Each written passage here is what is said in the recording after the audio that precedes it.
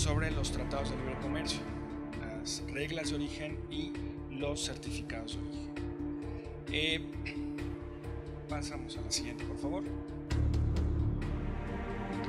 Bueno, el caso de México, la apertura comercial de México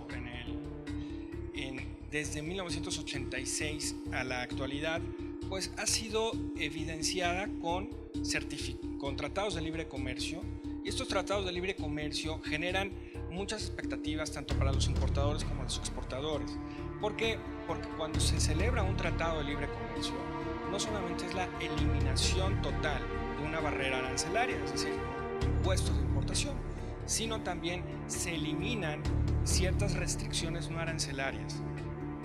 ¿Cuáles son estas restricciones y regulaciones no arancelarias? Por ejemplo, cupos, permisos, se homologan ciertas normas o registros sanitarios o registros, normalización básicamente de ciertos insumos o requisitos técnicos, y te ayudan. Su objetivo es libre comercio, es decir, evitar la distorsión de barreras comerciales a la libre circulación de mercancías. Pero no solamente mercancías trata un TLC, sino que trata 5 aspectos fundamentales. Uno es bienes, la libertad de comercio de bienes, la libertad de comercio de servicios, la libertad de comercio, o por lo menos el respeto a los temas de propiedad industrial intelectual. 4, elementos de inversión. Y por último, los mecanismos de solución de controversias, es decir, 5 elementos que trae consigo un tratado de libre comercio. Y desde 1986, cuando México ingresó a lo que era el entonces GATT, que posteriormente se convirtió en la OMC, Organización Mundial de Comercio, pues México empezó a abrirse ciertos sectores de la economía y empezar a disminuir sus barreras arancelarias o no arancelarias para permitir la importación de insumos, maquinarias que le permitieran a la industria fabricar, producir, elaborar, transformar, y con eso bajar los precios, los costos, para que sea más competitiva al exterior y pudiese abarcar otros mercados. Por esa razón, en 1992, México firmó un acuerdo de complementación económica con Chile. Un acuerdo de complementación económica es básicamente un TLC, bueno, dependiendo del alcance, pero esto está firmado a través de algo que se llama la Asociación Latinoamericana de Integración, la ALADI.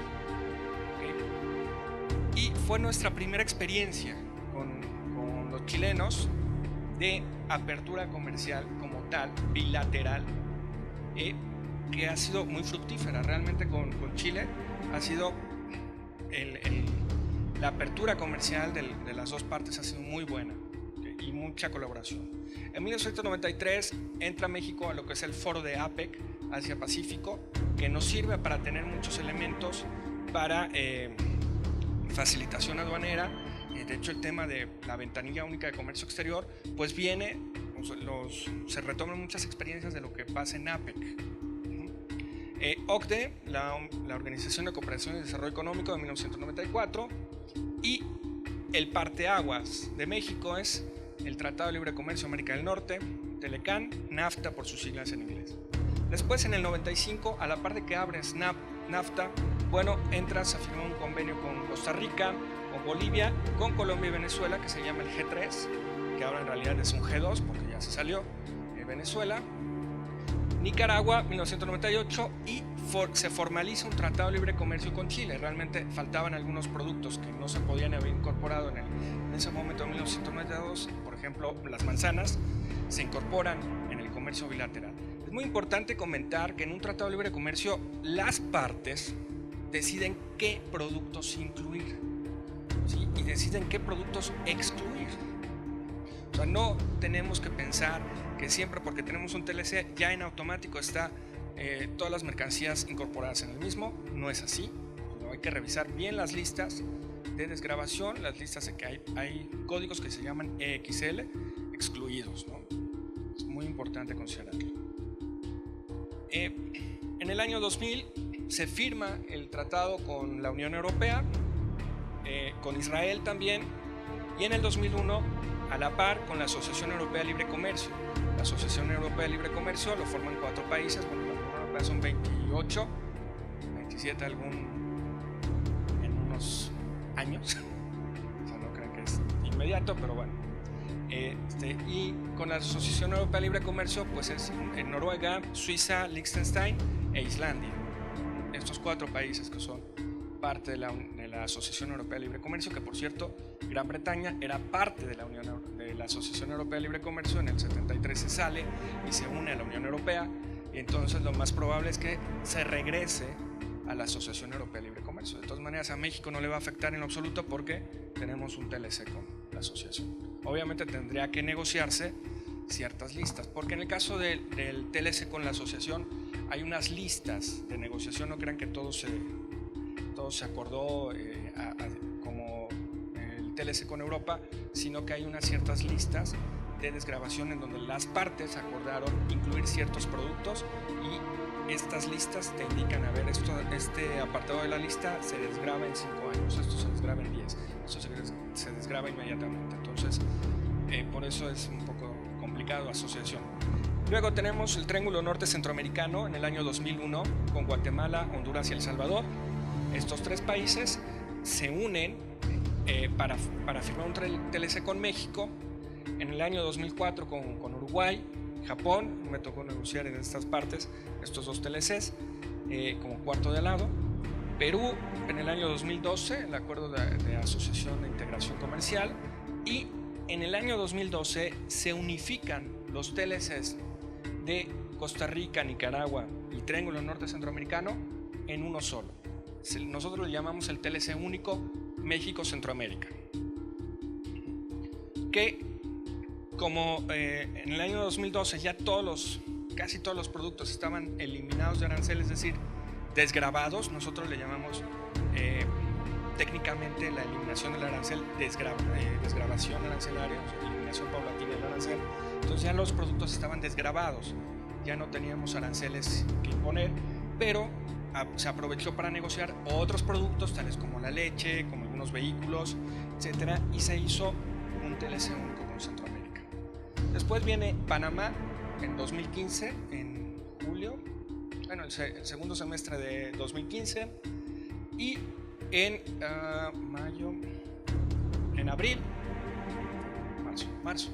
marzo entró en vigor el 1 de junio de este año el Tratado de Alianza Pacífico, ¿sí? Aunque se publicó en febrero.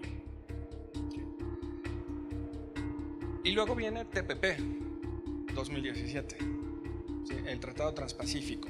Que este Tratado Transpacífico es un tratado en donde forman 13 países, 12 países el Tratado Transpacífico con toda la zona del Pacífico, Singapur, Australia, Nueva Zelanda, Canadá, México, Perú, Chile, y bueno, Brunei, etc.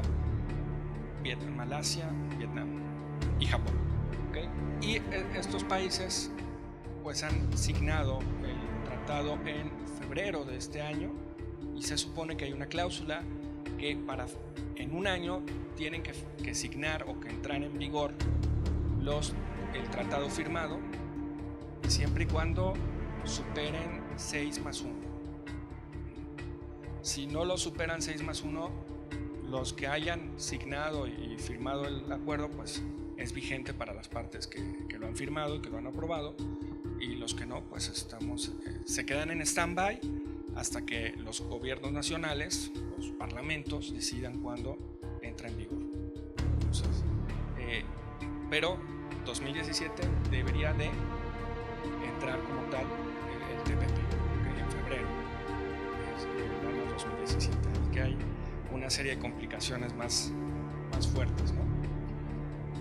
Bueno, entonces, ¿cuáles son los tratados que tenemos pendientes o en proceso? Obviamente el TPP, la entrada a vigor pendiente del 2017, el TLC México-Corea, que está una parte negociado y que pues todavía hay procesos. No crean que el TLC, cuando llegan los presidentes o los jefes de Estado de las dos partes, ahí vamos a negociar un TLC, ¿no? Tan fácil, no es así.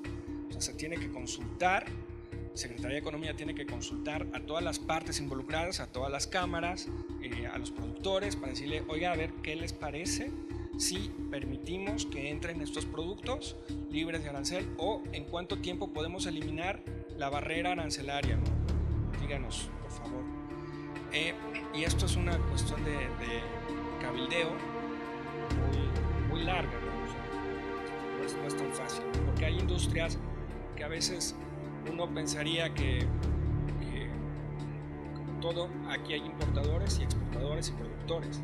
Entonces puedes decirle, no, todos los importadores, no, que quiten el arancel, ¿no? Oiga, pero si yo soy productor, no me lo quite, pues, si no, mejor cómprame a mí.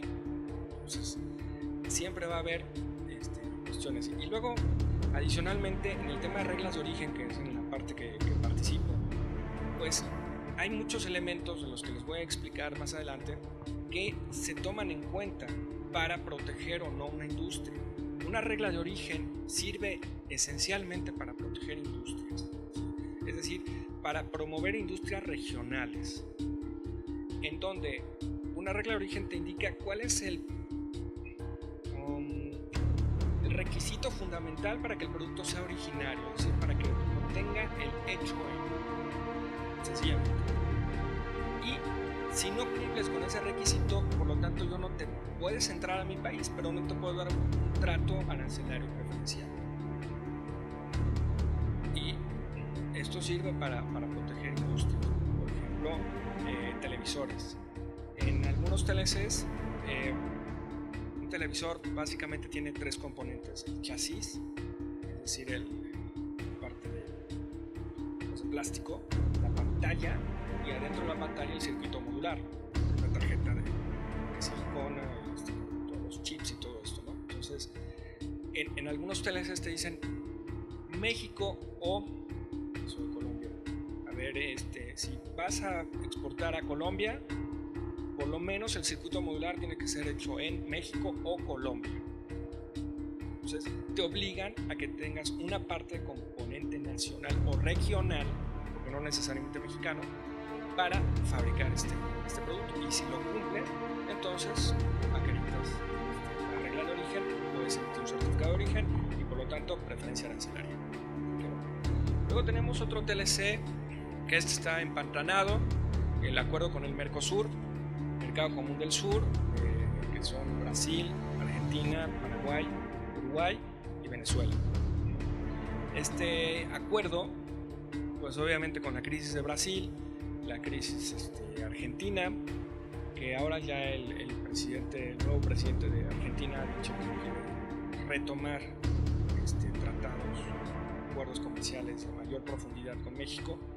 Pues, está bien, pero esto va lento. O sea, hubo un gran avance, pero se detuvo. Luego hay dos tratados que anunció presidencia, Jordania y Turquía, que creo que en este momento todavía está detenida la negociación, y menos por los asuntos complicados en Turquía. ¿Qué son las reglas de origen? Básicamente, lo que nos da elementos. Me voy a enfocar nada más a reglas de origen y certificados de origen, no a lo que abarca todo un tratado de libre comercio. Les digo que abarcan 5 temas y son muy complejos los mismos. Bueno, ¿qué son unas reglas de origen? Las reglas de origen son requisitos que deben de cumplir los productos para ser considerados como originarios. Esos requisitos lo que buscan es darle, si acreditas los requisitos, darle un trato preferencial a estos productos que han adquirido esos requisitos, que han cumplido, o evitar incluso cuotas compensatorias. ¿Qué son las cuotas compensatorias? Chicos, ¿qué son las? Díganme.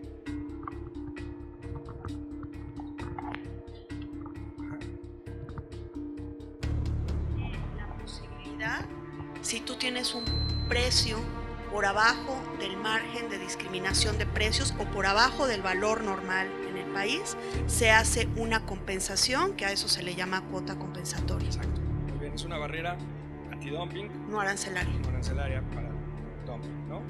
Bueno, entonces, ¿para qué nos sirve una regla de origen? Gracias.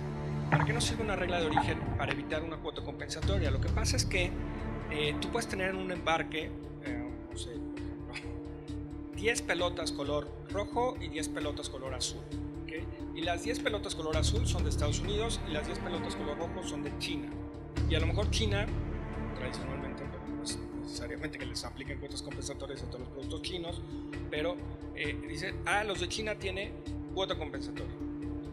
Y tú los ves, viene el embarque y el embarque dice, a ver, toda la fracción arancelaria de pelotas, que no hay una fracción arancelaria para pelotas rosas o pelotas azules, pelotas, ¿ok? Pues todas las pelotas están sujetas a una cuota compensatoria. Entonces, ¿cómo determinas que las pelotas que no sean sujetas a esa cuota compensatoria en China son originarias o no son aplicables el dumping? Pues a través de un certificado de origen del Telecán. Entonces, las pelotas azules, si presentas un documento que no es originaria de Estados Unidos, pues por lo tanto no te aplica la cuota compensatoria. Pues por lo mismo te sirven para estas dos cuestiones. Después, las reglas de origen te ayudan para evitar que terceros se aprovechen de un beneficio de un tratado de libre comercio. Ejemplo, uno de los requisitos siempre de reglas de origen es que el certificado de origen debe ser emitido por el productor o el exportador ubicado en territorio de una de las partes. Entonces, yo no puedo certificar, si yo estoy en Japón y mi planta industrial está en Estados Unidos y voy a importar a México, yo no puedo certificar, no puedo firmar un certificado de origen de que el producto que están fabricando en Estados Unidos sea originario. Eso no se puede. Sí puedo facturar, como quieras, ¿no? Pero certificar el origen. Entonces, uno de los requisitos es que terceros no se aprovechen de un tratado de libre comercio de América del Norte al exportar o producir un producto que está hecho en Estados Unidos. ¿Okay? Por eso evitamos que terceros tengan ese beneficio. La protección regional, como les digo, para algunos casos, el caso de los televisores también, no crean que todas las reglas de origen que tenemos para televisores son idénticas en todos los TLCs, no es así. Dependiendo de los recursos productivos de cada una de las regiones con las que firmamos, es lo que se busca proteger. Ejemplo, la industria textil para Centroamérica. Centroamérica, no sé si sepan, pero tiene muchas maquiladoras y textiles. Entonces, ¿qué es lo que se busca proteger en el caso de Centroamérica, México, Centroamérica? Bueno, pues que tú produzcas de tela en adelante. La regla de origen es de tela en adelante, no de hilo, tela y manufactura. ¿Okay? Por ejemplo, si tú tienes camisas, yo importo, México importa hilos de seda de China. Bueno. Y yo con esos elaboro la tela, que recuerden que una tela es el entramado de varios hilos. Y después esa tela yo la manufacturo en una camisa y así la exporto. La regla de origen para el TLC con Centroamérica es de tela en adelante, es decir, ellos deben de tener el proceso de la tela, la elaboración de la tela hecha en Centroamérica. No pueden importar tela de otra parte del mundo. Sí. O sea, no me puedes exportar camisas cuando tú importas tela, nada más la cortas, haces la manufactura de una camisa que no es cosa fácil, pero no me puedes decir esto. O sea, no me puedes decir que el producto es originario, sino que tienes que demostrarme que la tela está fabricada en Centroamérica o México, una u otra. Hay reglas de origen que son más estrictas, cuando te dicen hilo en adelante. Entonces, ¿no? Está más complicado, ¿no? Bueno, y ese es el caso de textiles, pero también podemos tener en industria automotriz. En industria automotriz, por ejemplo, con el caso ahorita que estamos viendo, el caso de los autobuses, para el TLC con Colombia te piden un valor de contenido regional del 50%, ¿okay? Pero si fuera Centroamérica te piden del 35%, y si fuera Estados Unidos del 35%.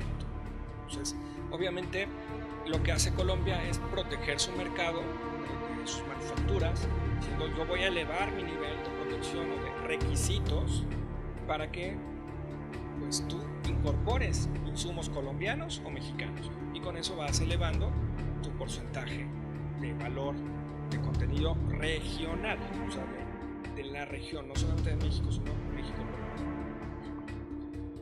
Y bueno, el último tema, la territorialidad o la expedición directa. Para que tú puedas obtener un beneficio de un TLC, debes de cumplir primero la regla de origen, segundo, el certificado de origen, y tercero, la expedición directa. ¿A qué nos referimos con la expedición directa? El producto tiene que salir de México, si es una exportación, de México hacia el mercado, hacia el país con el que vas a importar con TLC. ¿Okay? Oye, pero ¿qué pasa si traigo mercancías de Israel y a México? Primero, no hay ningún buque que llegue directo de Israel a México, y menos un avión. O sea, a fuerza tiene que pasar por en el caso de los buques, tiene que pasar por Italia, o tiene que pasar por Francia, por Marsella, o tiene que pasar por Barcelona, y de allí se va para Nueva York, de Nueva York baja y luego llega hasta Veracruz, ¿no? Entonces, oye, está pasando por muchos países, por lo tanto, ¿pierdo origen? No vas a perder origen siempre y cuando se demuestre que hay una expedición directa. ¿Cómo se demuestra esa expedición directa? Le dicen, a ver, puede pasar por diferentes territorios aduaneros la mercancía, pero siempre y cuando no se baje, técnicamente, no se baje del transporte. Oye, pero ¿qué pasa si hacen un descargo en esta mercancía que viene de Israel? Se descarga en Barcelona y espera otro buque que llegue de Barcelona y venga para América. No, espérate. Aquí la mercancía, ok, se descargó, pero puede quedarse en la terminal de contenedores. Mientras no se desaduane, por eso es el término territorio aduanero, mientras no se desaduane y se saque la mercancía y ya se quede en España, no pasa nada. O sea, se permiten esas transferencias de buques, porque es normal, o de aviones, y siempre y cuando está bajo supervisión aduanera. ¿Sí? Porque tú sabes que cuando entras a una aduana no puedes andarle haciendo transformaciones a las mercancías, o sea, simplemente es desaduanar la mercancía, no es un previo. No puedes andar, le voy a poner una etiqueta, le voy a poner y le voy a reparar esto. No puedes hacer eso.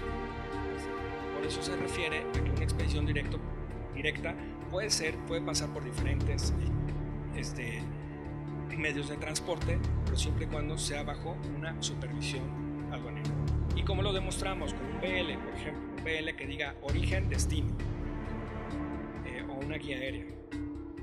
Digo, es muy difícil en el caso terrestre, porque terrestre nada más tenemos dos fronteras, bueno, tres, una en el norte y la del sur con Guatemala y con Belice. O sea, no puede haber una expedición directa complicada. Luego vienen los anexos a las reglas. Todos los TLCs tienen anexos. ¿Qué se refieren a esos anexos? Pues anexos, hay uno que es de reglas de origen. Entonces, en esos anexos se especifican cuáles son los requisitos que debe cumplir cada una de las mercancías. Vamos a pasar a la siguiente.